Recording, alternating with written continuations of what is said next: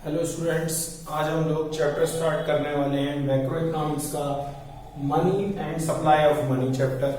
इसके बारे में हम तुरंत आज आप लोगों को बताते हैं। सबसे पहले हम बात करते हैं इंट्रोडक्शन ऑफ मनी की। तो मैं आपको बताना चाहता हूं कि एडम स्मिथ ने कहा था कि ओवरऑल जैसे कि और इन्वेंशंस हुए ऐसे ही हमारा मनी का इन्वेंशंस भी बहुत इंपॉर्टेंट है हमारी इकोनॉमिक्स फर्म्स के लिए और इकोनॉमिक यूनिट्स के लिए।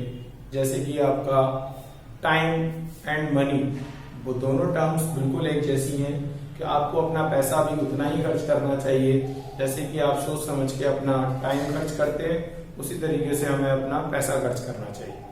तो बेसिकली अब हम बात करें कि अगर जब पहले मनी नहीं था तो मनी से पहले जो चीजें हुआ करती थी वो सिस्टम हम कैसे अपनी पूरी इकोनॉमी को डेवलप करा करते थे। हमारी इकोनॉमी टोटली डिपेंड हुआ करती थी बार्टर सिस्टम पे।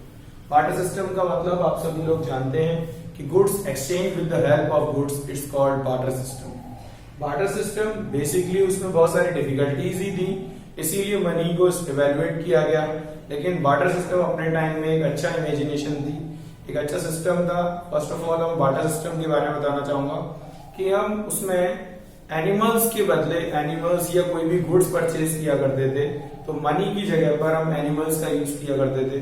पर उसके बाद हमने मेटेलिक कॉइन्स का स्टार्टअप किया। मेटेलिक जो भी हमारे पास चीजें थी उनके बदले में हमने सामान परचेज करना स्टार्ट कर दिया।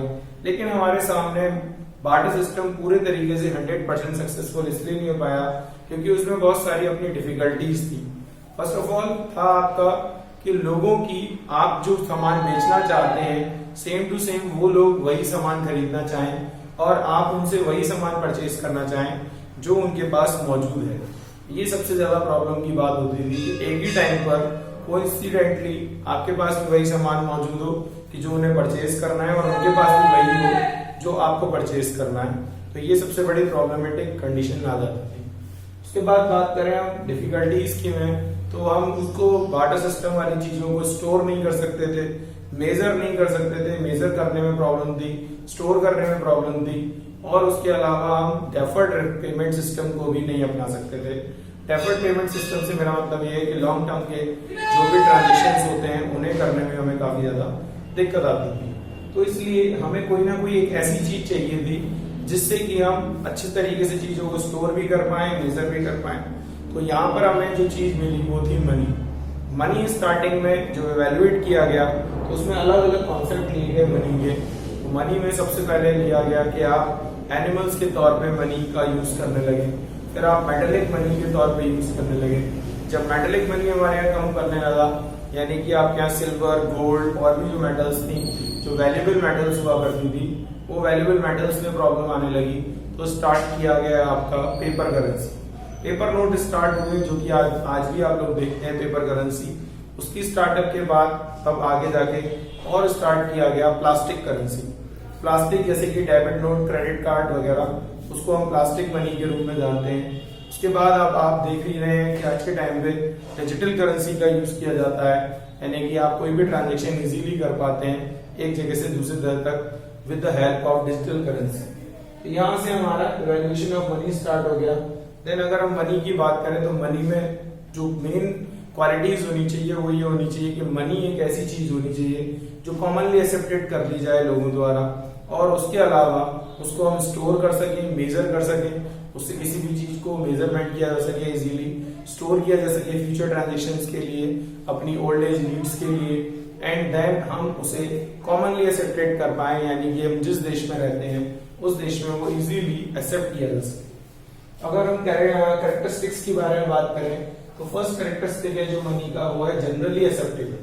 जो मैं अभी बार बार आपसे बात कर रहा हूँ कि जनरली एक्सेप्टेबल होना चाहिए मनी, आसानी से एक्सेप्ट होने वाला। नेक्स्ट है यूनिट ऑफ अकाउंट। आप उसे यूनिट ऑफ अकाउंट के तौर पे तुरंत आप यूनिट के तौर पे अपने इकट्ठा कर सके, अपने बैंक अकाउंट में सेव कर सके। इक्वालिटी होनी चाहिए।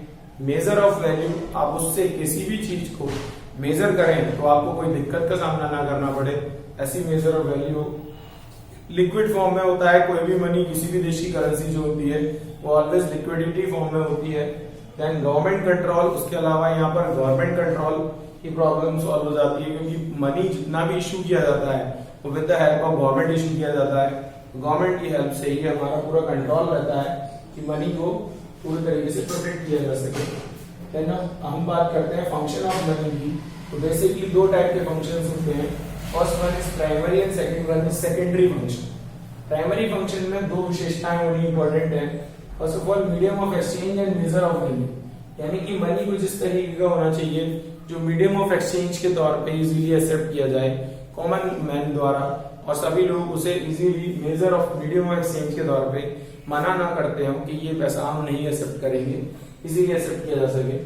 मेजर किया जा सके, अगर हमें कोई भी सामान खरीदना है तो उसकी value with the help of money measure की जा सकती है कि वो सामान महंगा है तो क्योंकि उसकी क्वालिटी बेस्ट है, वो सामान सस्ता है क्योंकि उतनी अच्छी क्वालिटी नहीं है, वो मेजर ऑफ वैल्यू का पार्ट है। सेकेंड आता है secondary function.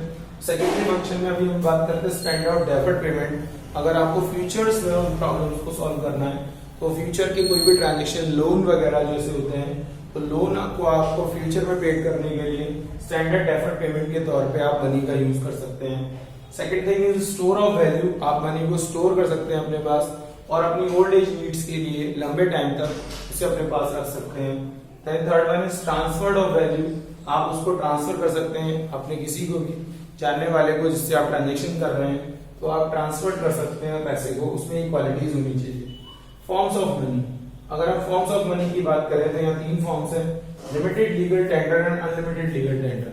Limited legal tenders वो होते हैं जो कि एक कॉमनली एक्सेप्टेड में एक लिमिटेशन के तौर पे यूज किए जाते हैं। अगर आप 25 पैसे के ट्रांजेक्शन में किसी को भी पैसा पेड करना चाहते हैं तो वो लिमिटेड ही एक्सेप्ट किया जाएगा। 10 रुपीज से ज्यादा कोई आदमी आपसे मना कर सकता है कि मैं 25 पैसे में इससे ज्यादा मनी एक्सेप्ट नहीं करूंगा।